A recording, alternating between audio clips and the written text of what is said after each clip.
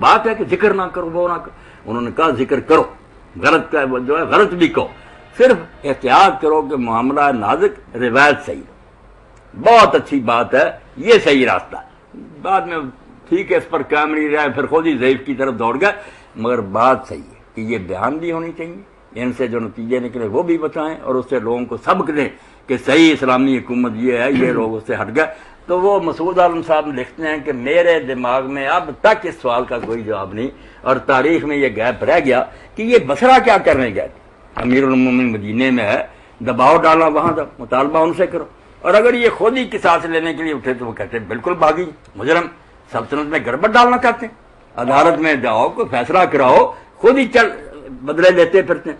اور پھر جب انہوں نے وہاں جا کر بدلے لینے شروع کیے، جو آپ کہتے ہیں حضرت علی رضی اللہ عنہ کو گئے، وہاں جو حضرت علی رضی اللہ عنہ کی طرف سے وہ گورنر تھے، بہت بڑے صحابی تھے، حضرت سعد بن حنیف، ان کو مسئلے سے دھکے دے کر ہٹا دیا، قبضہ کر لیا مسجد پر، بیت المال کے تالے توڑ کر خزانہ سارا سپاہیوں میں تقسیم کر دیا، اس کی داڑھی نوچ ڈالی بیچارے کی، وہ جان چھڑا کر مدینہ آ گیا۔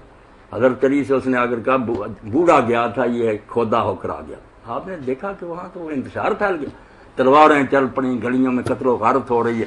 اب جب سنا کہ جب اصل آدمی کی بات آئی ذوالخویسرہ کی، جو صحابی تھا مگر حضرت عثمان کے خلاف ہو گیا تھا، اس سے بدلہ لینے کا وقت آیا تو 6000 تلوار نکلائی اس کے قبیلوں نے، کہا لو جس نے بدلہ لینا، آرام سے بیٹھ کے تلا دویر المومن۔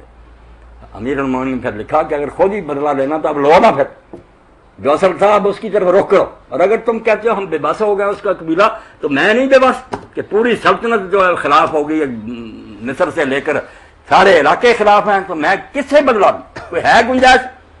میرے رہی کھئی سے تم نے نکال دی کہ اور کمزور کر لیا مجھے۔ تو وہ بیچارہ لکھتا ہے کہ کوئی پلے نہیں پڑتا کہ یہ کیا کرتے پھر رہے تھے، کون سا دین ان کو اجازت دیتا تھا کیسے؟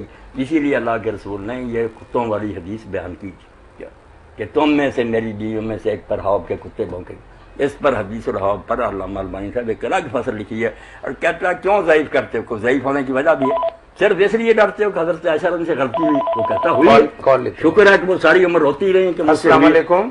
وعلیکم السلام۔ بات سیدھی کرنی چاہیے، ٹیڑھی باتوں سے کچھ نہیں پہلے۔ جی فرمائیے بھائی۔ اچھا مولانا، میں نے پوچھنا تھا یہ کہ میرے ایک کزن ہیں، وہ یہ کاروبار کرتے ہیں بچوں کو باہر پڑھائی کے لیے بھیجنے کا، 5 سال کے لیے 4 سال کے لیے، جی جی، یہ دارالکفر وغیرہ میں، تو یہ کام جو ہے یہ ٹھیک ہے اس طرح بچوں کو بھیجنا پڑھائی کے لیے باہر، یہ کام کرنا؟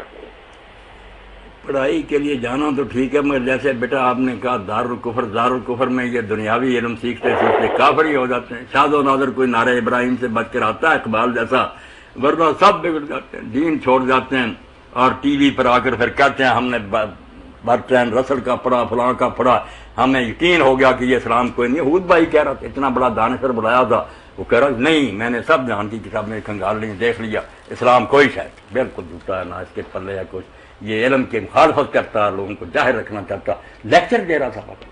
اور یہ کاروبار ٹھیک ہے کرنا؟ نہیں، کوئی کاروبار نہیں ٹھیک، جو گئے ہیں بچے ان کو واپس لاؤ کہ مسلمانوں کے ملک میں آئے، رہ رہے کافروں کے پاس نہ۔ نہیں آپ تو ان کو سنا رہے ہیں، بات یہ ہے کہ اگر کچھ مولانا تعلیم کے کچھ ایسے شعبہ جات جو ہمارے ملک کے اندر نہ ہوں تو اس حوالے سے اپنی نسل کو علم سے محروم رکھنا جائز ہے، یہاں بھجوایا جا سکتا ہے کچھ حدود و قیود کے ساتھ؟ ہاں یہ تو طاہر صاحب ٹھیک ہے، ہم ان سے سارے اچھے علوم سیکھیں جن سے ان کا مقابلہ کرنا ہے، ٹیکنالوجی سیکھیں، مگر یہ لوگ جو جاتے ہیں نا کہ روٹی کمانے کے جائیں، بس روٹی ہے ان کے پیش نظر، کوئی ایسا نہیں کہ سیکھ کر آ کر کے اسلام کی یا ملک کی خدمت کرنی ہے، بلکہ وہاں ہی رہ پڑتے ہیں، ان کی خدمتیں کرتے ہیں، ہمارے گلے کاٹتے ہیں، ان سے زیادہ دشمنی کرتے ہیں مسلمانوں سے، کیا فائدہ ایسے کرنے؟ جائز مقصد کے لیے ہو تو بالکل۔ مولوی میرا جو کزن یہ کاروبار کرتا ہے، یہ اگر کوئی پیسہ دے اسلام کے لیے تو یہ استعمال کرنا ٹھیک ہے پھر؟ ہاں اگر اسلام کے لیے کام کریں ہم سب لوگ، تو جس طرح سے بھی کریں پھر ٹھیک، یعنی اس کا پیسہ اگر وہ دے اس کاروبار سے نکال کے تو وہ استعمال کیا جا سکتا ہے یار، اس کی بجائے وہ تھوڑا سا یہ کام کر لیں کہ جس بچے کو وہاں بھجواتے ہیں اس کی تھوڑی سی برین واشنگ کریں، 2-4 مہینے اس کو اسلامی لٹریچر سے آگاہ کریں، ان کو بتائیں کہ آپ اسلامی سفیر ہیں، اسلامی ملک سے جا رہے ہیں اور آپ کا مقصد صرف اور صرف تعلیم تک محدود ہونا چاہیے۔ اگر ایجوکیٹ کر کے بھجوائیں گے تو انشاءاللہ العزیز وہ بچے آ کے مستقبل کا اچھا سرمایہ بنیں گے۔ جی جی۔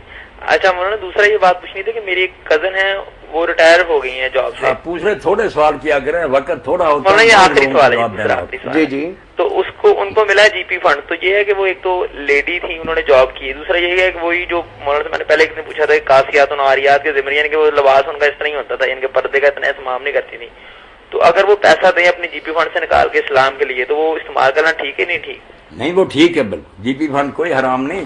کئی لوگ سادگی سے اس کو رد کر دیتے ہیں, لاکھوں بنتا نہیں لیتے, وہ نادان لوگ ہیں. جی پی فنڈ میں کوئی سود نہیں, کوئی حرام نہیں.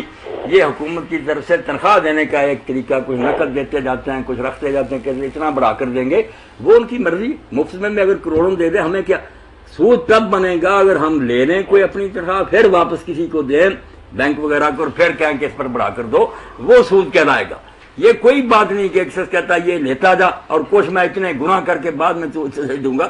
یہ بہت بڑے علماء کے مجمع میں علماء دیوبند کٹھے ہوئے تھے دارال